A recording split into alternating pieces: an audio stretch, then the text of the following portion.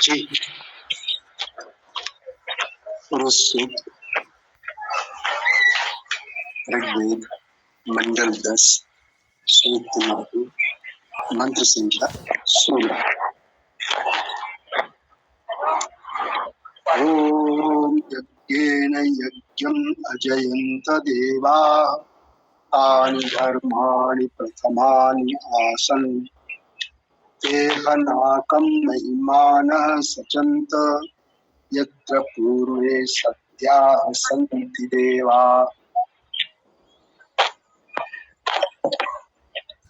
इस मंत्र में कहा गया यज्ञेन, यज्ञ मतलब यज्ञ के द्वारा, या एक वचन और बहुवचन दोनों भी हो सकते। तो यज्ञ एक भी होता है, यज्ञ अनेक भी। यज्ञेन यज्ञम, यज्ञ से यज्ञ को अजयंत देवा, देवगणों ने उत्पन्न किया। तान, उससे धर्माणि प्रथमानि आसन, उससे धर्म से प्रथम पहले आसन था है। आगे आता ते हा, ते मतलब वे, आप, हा निश्चित ही, नाकम न अकम अर्थात कुटिलता से रहित, महिमान, महिमान मतलब महिमा जिसकी है तो महानता से युक्त, महानता वाला। सचंत मिलते हैं, संतुष्ट करते हैं, यहाँ पर सच धातु आ जाती है। यत्र, यहाँ वहां स्मृत होते, यहाँ पर आता जहां, जैसे बोलते हैं ना यत्र तत्र सर्वत्र, यहाँ वहां सब जगह। यत्र यहाँ, जहां, पूर्वे पूर्व काल में, साध्या, साध्या मतलब जो साधना करते हैं, तो हो गया साधक गण। पूर्वे साध्या साधक गण संति हैं, क्या है? देवा, देवगण है। तो इसमें इस तरह से अर्थ बनेगा इसका कि तेहा नाकम, वे कुटिलता से रहित, महिमावान, सभी को संतुष्ट करते हुए, यहाँ पूर्व काल से ही साधक गण देवगण है। अर्थात साधक गण जो है वो इस उच्चता की ऊंचाई के ऊपर चले गए, जिन्होंने परमेश्वर के साथ सानिध्य स्थापित किया, तो वे मनुष्य रहते हुए भी देवकोटि को प्राप्त हो गए, देव श्रेणी पद को प्राप्त हो गए। तो अब अपन इस पूरे मंत्र का अर्थ करते हैं। यज्ञेन यज्ञम अजयंत देवा, देवगणों ने यज्ञ से, यज्ञ के द्वारा उत्पन्न किया। तानि धर्माणि प्रथमानि आसन, उससे पहले धर्म है, धर्म से फिर तेहनाकम महिमान सचंत, उन्होंने निश्चित रूप से कुटिलता रहित, संतुष्ट होते हुए महिमावान ने, यत्र यहाँ साधक गणों में पहले, ये साधक गण जो पहले से साधना कर रहे थे साधक गण, वे देव हुए, देवत्व को प्राप्त हुए, देव महिमा को उन्होंने प्राप्त किया। और अपन इसका देखते हैं भावार्थ। देवगण यज्ञ द्वारा यज्ञ का आयोजन कर रहे हैं। यहाँ पर आए ना शब्द अजयंत, जिसको अपन ने कहा कि उत्पन्न किया, तो उन्होंने बोला कि क्या उत्पन्न किया? उन्होंने यजन को उत्पन्न किया, मतलब उनका संगठीकरण किया परमेश्वर के साथ में। यज्ञ ही साधन है, यज्ञ ही साध्य है, यज्ञ ही कर्म है, सब कुछ यज्ञ ही है। अब बार बार ये प्रश्न उठेगा कि भाई ऐसा क्या हो गया यज्ञ में? तो यज्ञ का अर्थ होता है श्रेष्ठ कर्म। अब आप बोलो श्रेष्ठ कर्म तो सभी श्रेष्ठ है, नहीं ऐसा नहीं है। भाई कुछ कर, सब भोजन है हमारा, ये सारे काम जितने भी है ये हम अपने लिए करते हैं, अपने से जुड़े हुए लोगों के लिए करते हैं, उतनी तो हमारी सीमा है। लेकिन यज्ञ एक ऐसा कर्म है जो श्रेष्ठ कर्म है। यदि कोई व्यक्ति सड़क किनारे खड़ा हुआ है और भीड़ देख रहा है, वो पार नहीं हो पा रहा, उसको दिखाई भी ठीक से नहीं देता, तो हम यदि उस व्यक्ति को सड़क पार करा देते हैं हाथ पकड़ के, तो ये हमारा श्रेष्ठ कर्म हुआ। इसमें हमने अपने लिए कुछ नहीं चाहा, उस व्यक्ति को उसके मार्ग की तरफ हमने बढ़ा दिया। संभवतः इससे स्पष्ट हो जाएगा यज्ञ क्या है।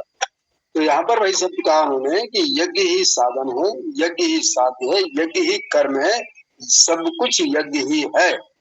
जीवन विचार चिंतन पूर्णतः यज्ञमय है।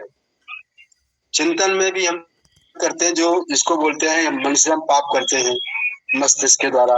तो क्यों पाप करते हैं? इसलिए पाप करते हैं कि हम उसमें भी अपना लाभ हानि देख करके विचार करते हैं। हम इस बात पे कभी विचार ही नहीं करते कि भाई अगर मेरा कोई हानि हो रही, जिस हानि को मैं सह सकता हूँ, तो मैं उसके सहकर किसी के लिए लाभान्वित तो होने दूं। कोई व्यक्ति उससे लाभान्वित होता है यदि मेरी हानि होने से, ये तो निश्चय उत्तम बात है कि उस हानि को मैं सह लूंगा। लेकिन जिस व्यक्ति को लाभ मिला, शायद वो व्यक्ति इस लाभ की कल्पना ही न कर पा रहा, सोच ही ना पा रहा उस लाभ के बारे में, मुझे ये भी लाभ मिल सकता है।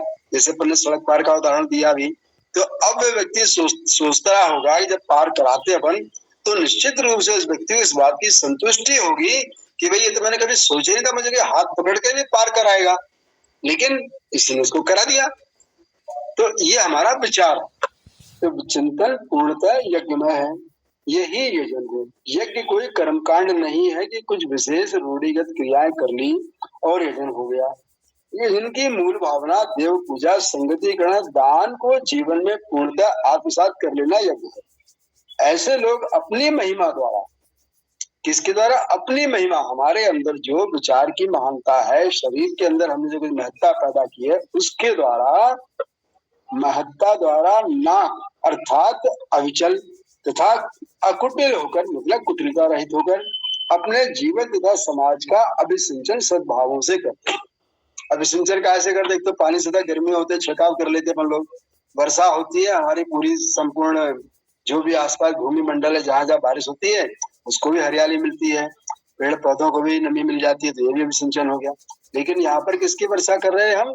सद्भाव की। इसे हम किसी से ले ले, लेकिन दूसरे सद्भावना देते हैं। कोई आता है पैर छूता है, भैया खुश रहो, आशीर्वाद, तुम्हारा काम सफल हो, ये हम क्या कर रहे हैं? ये हम जो है सद्भावना दे रहे हैं उसको, जिससे उसका मनोबल गिरे नहीं। हम उसके विजयी होने की, उन्नत होने की कामना कर रहे हैं। होगा कि नहीं होगा तो उसके प्रयास निश्चित करते, लेकिन हम अपनी तरफ से उसको शुभकामना दे करके उस व्यक्ति को मानसिक रूप से बल देते हैं। अब देखते हैं कि पंडित गंगा साहब शर्मा जी डॉक्टर क्या लिखते हैं।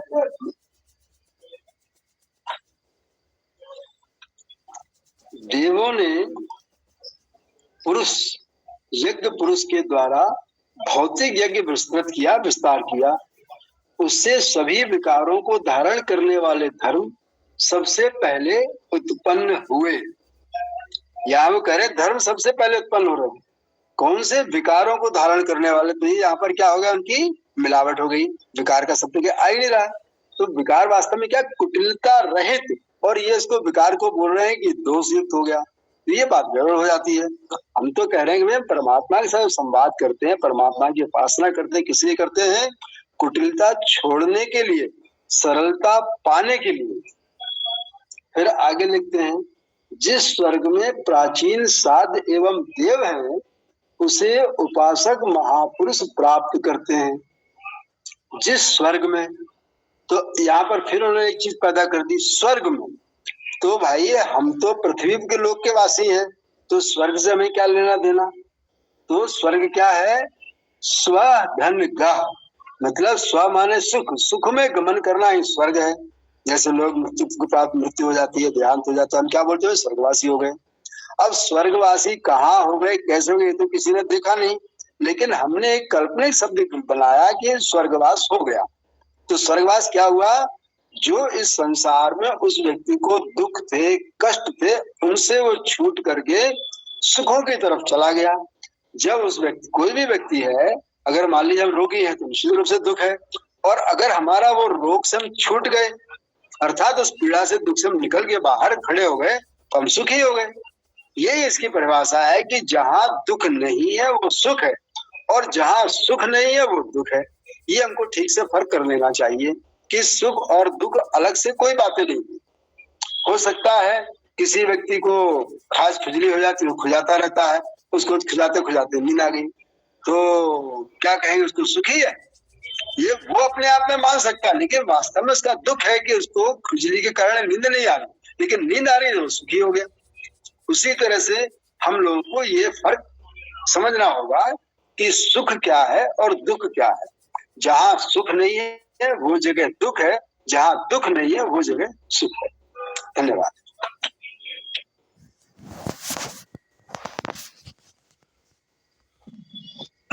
ओम। हाँ, एक तो थोड़ा ये प्रयास करें, शब्द यजन है या यज्ञ है, क्या है गा नहीं है। तो आर्य समाज में तो शुद्ध उच्चारण होता है, यद्यपि जो लोग उतने जानकार नहीं है, बोलचाल में लोग यज्ञ बोलते हैं या कोई जा भी बोल देते हैं, तो यज्ञ बोलते हैं बहुत से लोग। धनुष यज्ञ जही कारण होई, लोग तो लोक भाषा में, या कोई जा कर देते हैं यज्ञ हो गया, उस जा का गा कर दिया, इसी या का जा कर दिया, उस जा का गा कर दिया, तो यज्ञ हो गया। तो ये उच्चारण दोष है। शिक्षित लोग विशेष रूप से आर्य समाज में शुद्ध उच्चारण करने की परंपरा है। तो यज्ञ है या यजन कह सकते हैं। तो एक तो वो शब्द है, इस मंत्र में शब्द आया था अजंत। अजंत का अर्थ हुआ यजन किया, ठीक है ना। यज्ञेन यज्ञम अजंत देवा, देवा बहुवचन है, देवों ने यज्ञ द्वारा यजन किया। जो देवगण है, विद्वान है, प्रकाशमान है, बुद्धिमान है, वे यजन तो कर रहे हैं, लेकिन किससे कर रहे हैं? यजन द्वारा यजन कर रहे हैं, यजन से यजन कर रहे हैं। यजन ही साधन है, यजन ही साध्य है, यजन ही सामग्री है, उसे से यजन कर रहे हैं। उनके यजन में कोई और भौतिक सामग्री नहीं है, कोई काष्ठ, लकड़ी, सामग्री, घी, कोई वस्तु नहीं है। यज्ञेन यज्ञम अजयंत देवा, शुद्ध यजन की बात इसमें यही बताई जा रही है। तो देवगण अर्थात विद्वान लोग हैं, वे यजन कर रहे हैं, यजन के द्वारा यजन कर रहे हैं। और यजन क्या है? धातु का अर्थ है देव पूजा संगति दान। तो देव पूजा संगति दान की भावना के साथ वो यजन कर रहे हैं, वो ये देव पूजा संगति दान के कर्म कर रहे हैं। यजन के द्वारा यजन करना, उस यजन की भावना के साथ यजन में जो करना है हमें, देव पूजन संगति दान, वो कर रहे हैं। पूजा का अर्थ ही है कि जो देव अर्थात विद्वानों की सेवा सहायता करना, जो उनकी आवश्यकता है उसकी पूर्ति करना, जो उनकी पूजा हो गई। और संगति अर्थात संगठन, और दान करना, भाई अच्छे कार्यों के लिए कुछ ना कुछ हम दे, वो दान हो गया। तो देवगण यजन के द्वारा यजन कर रहे हैं। यज्ञेन यज्ञम अयंत देवा, तानि धर्माणि प्रथमानि आसन, ऐसा है संभवतः।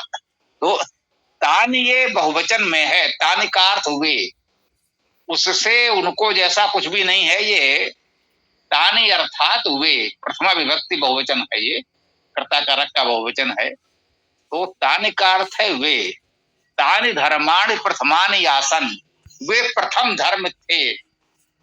वे देवगण जिन्होंने यजन के द्वारा यजन किया, वे प्रथम धर्म थे। प्रथम धर्म स्वरूप वही देवजन थे जो यजन के द्वारा यजन कर रहे हैं। ये सामग्री आदि का कर्मकांड तो बहुत बात की बात है, पहले इसकी कोई आवश्यकता नहीं थी, है ना। तानि धर्माणि प्रथमानि आसन, वे ही धर्म। धर्माणि क्या है? धर्म का बहुवचन धर्माणि है। तानि वे, ये बहुवचन है, वह का बहुवचन वे।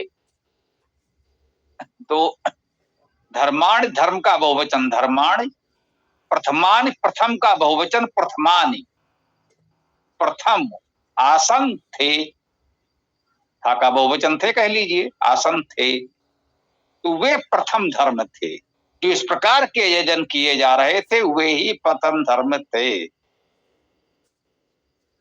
ये बताया है कि देवों ने यजन के द्वारा यजन किया, और वे यजन ही प्रथम धर्म थे। जो प्रथम धर्म था, पहले जो धर्म था वो यही था। बाकी ये धार्मिक परंपराएं बाद में आई, वेद स्पष्ट कह रहा प्रथम धर्म तो वही है, यजन के द्वारा यजन करना, किसी सामग्री की आवश्यकता नहीं है। तेह नाकम महिमानम सचंत, कुछ इस प्रकार से आया है कि वे महिमामान देवगण अकुटिल भाव से सबका अभिसिंचन करते हैं, सबको साथ जोड़ते हैं, सबका संगठन करते हैं। वे देवगण इस प्रकार का आयोजन करने वाले अपनी महिमा के साथ, अपने महत्व के साथ सबको जोड़ रहे हैं। विसंगत करना तो यजन का भाव था ही। यत्र साध्या संति देवा, कुछ है यत्र साध्या ऋषया संति देवा। तो जहां इस प्रकार के देवगण विद्वान है, जहां इस प्रकार का यजन कर रहे हैं, जो विशुद्ध आध्यात्मिक यजन है, कोई कर्मकांड नहीं है, कोई सामग्री नहीं है, तो कह रहे हैं जो हमारा साध्य है, देखिए शब्द आया है साध्य, साधक नहीं।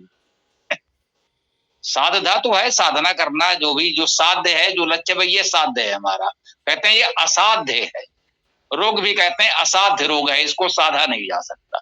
ये साध्य है, जो हम साधना चाहते हैं, पाना चाहते हैं, वो साध्य है। यत्र साध्या ऋषया संत देवा, जो भी आया है इसमें, तो वहां पर जो भी हमारा साध्य है, जो हमारे ऋषिगण है, देवगण है, वहां पर है। जहां इस प्रकार का यजन होता है, वहीं पर साध्य गण, ऋषिगण, देवगण होते हैं। इस प्रकार का यजन यदि समाज में हो तो इस प्रकार के महत्वपूर्ण विद्वान सज्जन बढ़ेंगे, जिन्हें हम साध्य ऋषि देव कहते हैं। तो ये सीधा सीधा अर्थ है।